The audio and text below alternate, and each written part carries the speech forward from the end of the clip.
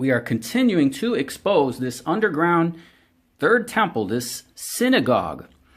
Hopefully you've watched the previous video. We've shown you this assembly of the 70 elders. This is this underground synagogue right next to the western wall. That's the western wall right there. There's an altar. There's seats for 70 and seats for 24, perfectly described in Ezekiel chapter 8. If you don't know what we're talking about, watch the previous video. Now, here we have the altar. We're going to get a description from a tour guide about what that is. They're calling it a pomegranate. It's very strange. We, of course, have this altar. This was dedicated Hanukkah last year, and then this year they dedicated the altar. So the third temple is already dedicated.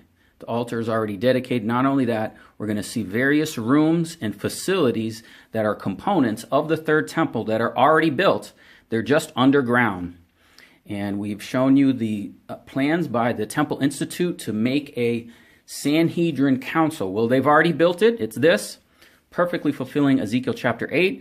And we're going to show you other chambers and rooms and dining halls and mikvahs built underground next to the western wall. But here's the tour.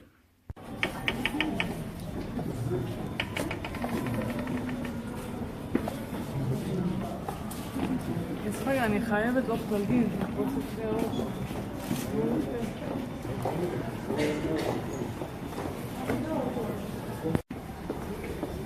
So we are standing under the only flat ceiling there is here.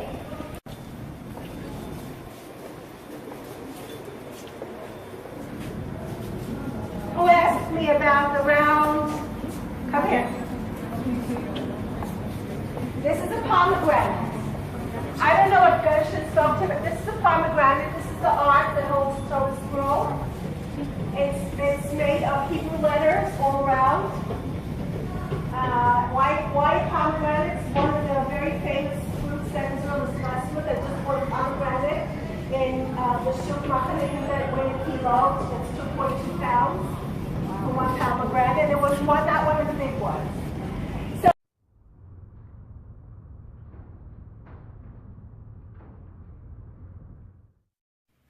Okay, here is this altar. They called it a bima, and you heard her describe it a little bit as a pomegranate. But we also saw the altar dedication. But let's take a look at this altar. We're going to try and give you the best views of it. Here it is with the kind of replica sea of glass next to it. Okay, this is what you see in Ezekiel chapter 1. There was a crystallite. So they're mimicking things around the throne. Another view where you can see above the plastic, and then we'll show you another trip we made, and there was a lot of flooding here. So the water was coming down, and it was trickling down, and the floor filled up with water, and there was maintenance there cleaning it out.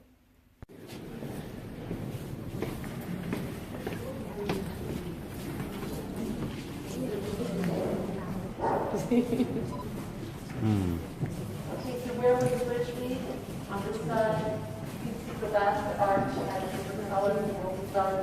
Again, this was the bridge, this is the sky. Synagogue was inaugurated last year on Hanukkah. Just one little problem, it rains in here. You see that? Now this is exquisitely furnished. That's the onyx, the island that you see there. There's some gold in the furniture. Anyway, so they decided they have to build a new roof. It has not completely solved the water leakage problem, as you can see when it rains. So I'm going to ask you to take eyeballs here and walk down. Okay, here it is the synagogue above us. You can see a menorah and the ball. And let's take a look at the other side. Okay, and here's the other view of the synagogue.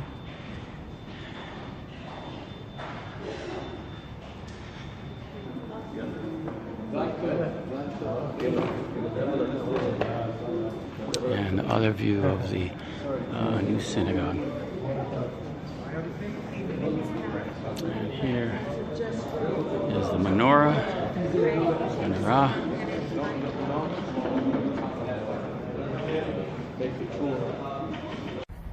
Okay, we're at the location where they dedicated the altar against this wall. This is the location of the pavement stones, Gabbatha judgment seat, and they have left behind a piece of the altar. How strange. This is aerated concrete. You can see with my hand, it's not heavy. You can, pick it up. And they left this piece behind like a cube. Weird circumstances. Okay, I had to throw that in. Now, what we had there, guys, we were part witnessing this altar dedication that took place on the Jewish last day of Hanukkah, and there were pieces of it they left behind. I had to show you this in the footage. These little blocks, that's what I just showed you. So they dedicated the altar. This was Hanukkah, and that whole other Sanhedrin Council they dedicated last year, this whole synagogue. You can see this is a Hanukkah. It's got 9. We've shown you this, but the synagogue and everything we've just shown you is a pattern of something they had in the temple. A room like this, they're not exactly certain, but something like this, to where you have a circular pattern of seating of 70 elders. You have 2 scribe tables, and then you had the students of law. Okay, and these are probably the students of law, or the 24 elders.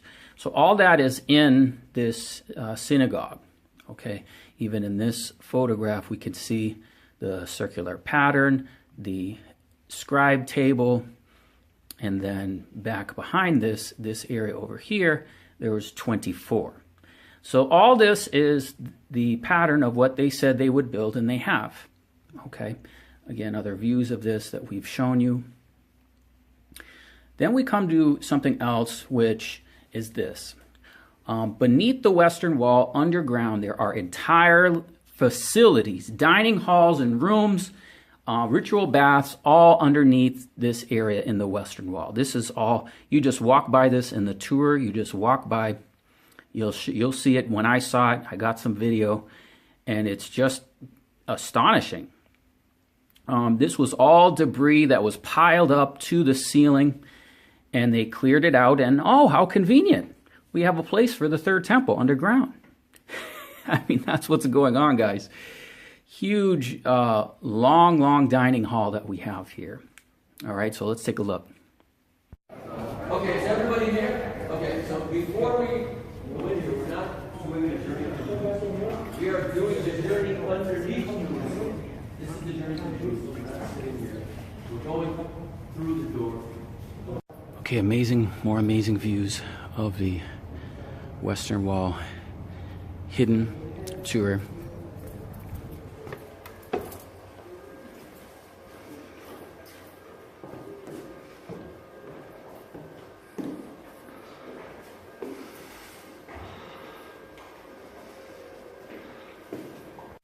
Okay, at the end there, you could see these monitors and these students of law. Remember, we showed you before the students of law and the Temple Institute's plans for the synagogue.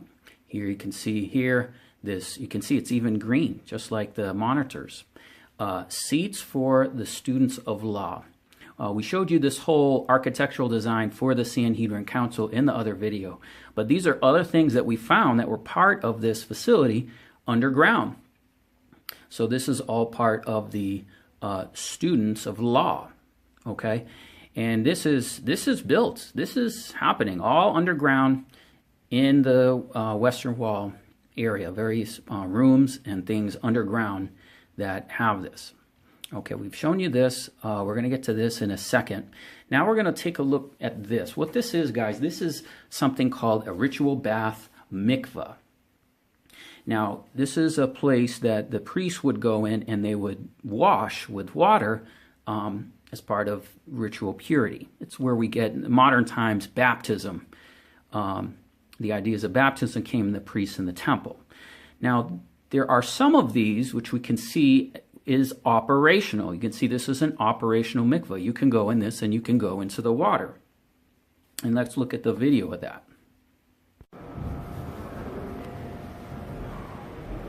Mikveh, operational, tables.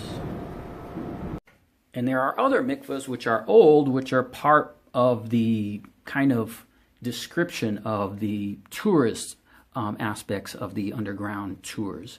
And so this is not an operational mikvah, but this is another example of something that's found in that area where you would walk down and wash.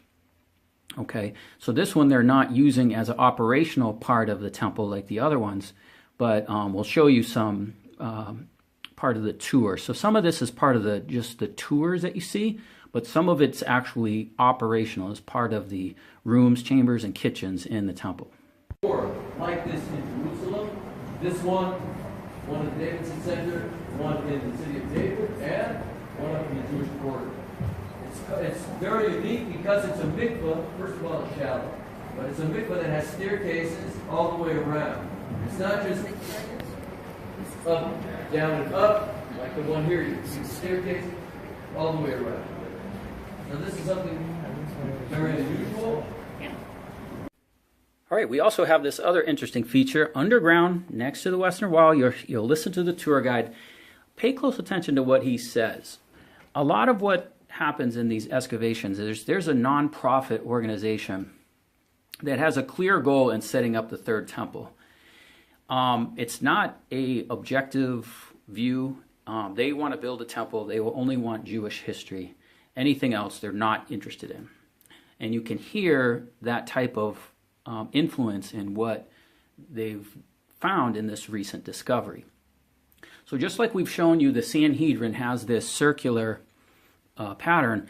He's going to say the same thing, that this is something that's part of the Sanhedrin next to the temple, but clearly it's very Roman in nature. And anyway, it's very, very interesting.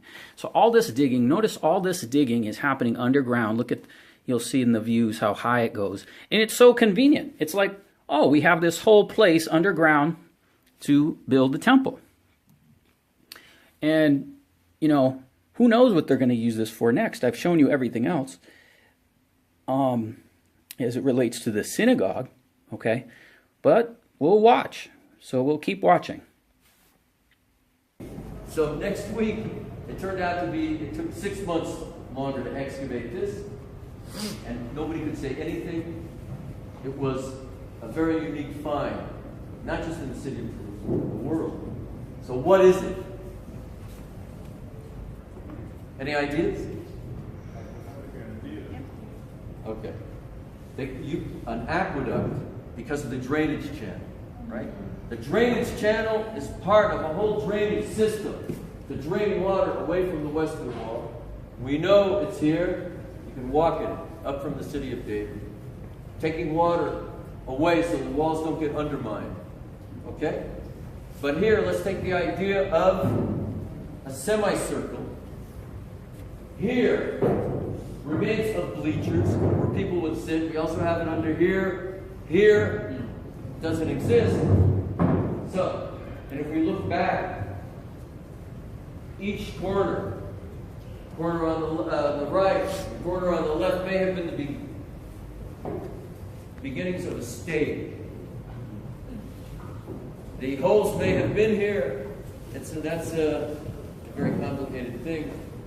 Maybe I'll say a word just at the end when we finish here. So the idea of a theater, or another idea, because before they even were able to date it, to tentatively date it, there's another idea that at the very end of this period, what's known as the Second Temple period, like in the early 1st century, the Jewish court of law, known as the Sanhedrin, which used to be up here, had to move somewhere.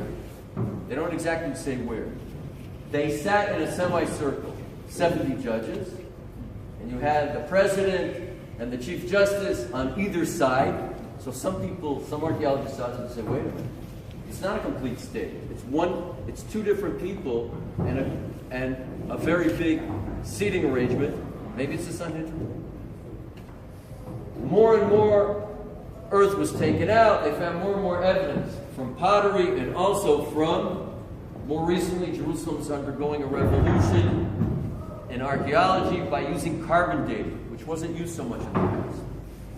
So that's a big thing. So, most of the evidence, archaeological evidence, points to the 2nd century. And if that's the case, either it's a very small theater, the smallest in the country that they found so far, or it could very well be the seat of the city council. And what the period of Jerusalem during Hadrian's time called Aelia Capitolina. The jury is still out. 2 motivations for doing this dig before they even discovered this were, number 1, that's the highest priority, learning more about the Western world. Number 2, you can see right where I'm standing, to my left, the stones are very, very large. To my right, they're much smaller. So that, they saw right away when they began, because they were up, we started up above. Said, wait a minute, this really means that the bridge was built in 2 different phases. But I'm not going to go into the whole story of the bridge. We'll see part of it, and you'll understand a little bit better when we come out. So we're going to go out. Okay, here's another one. This another room showing the little small conference room, small assembly room. You can see this one. It has a monitor. You can do video presentations, and all this is underground. Okay, various chambers, things for training, things for the priests. All this is underground, guys. Okay, we showed you that one. That's a mikveh. And then we have this. Okay, this is something I could talk a lot about this, but if you haven't seen this, this is called the Temple Shekel. And this goes back to the time of Moses and something called the shekel of the sanctuary. And this they've made to commemorate Donald Trump and the moving of the U.S. Embassy. So they made something called a temple coin. All right.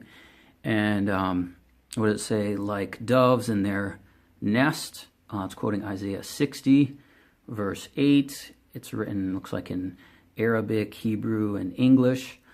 And it has Donald Trump on it and Cyrus. Then it says to fulfill 70 years. They have the seal of United States and Persia, the Persian Empire. So what happened is King Cyrus defeated the Babylonians, and when he did, he allotted for the building of the temple.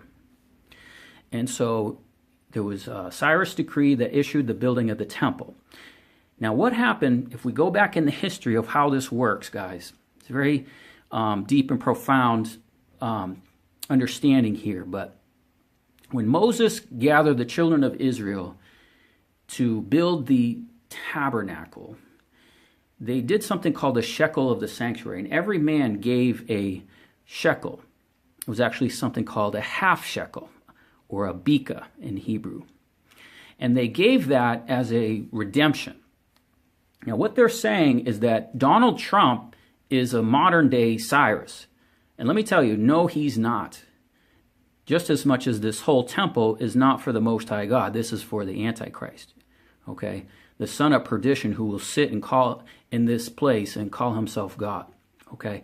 But they issued this coin after Donald Trump did this fake Cyrus decree, moving the embassy, okay? Now how this works is they gave a coin as part of a census, okay?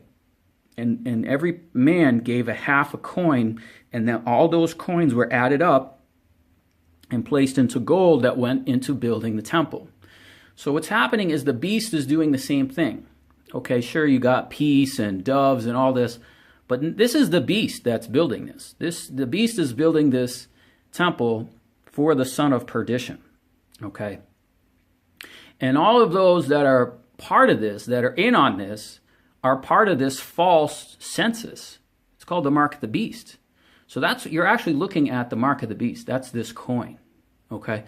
I'm going to try and get one of these and show it to you and do a whole other teaching on this.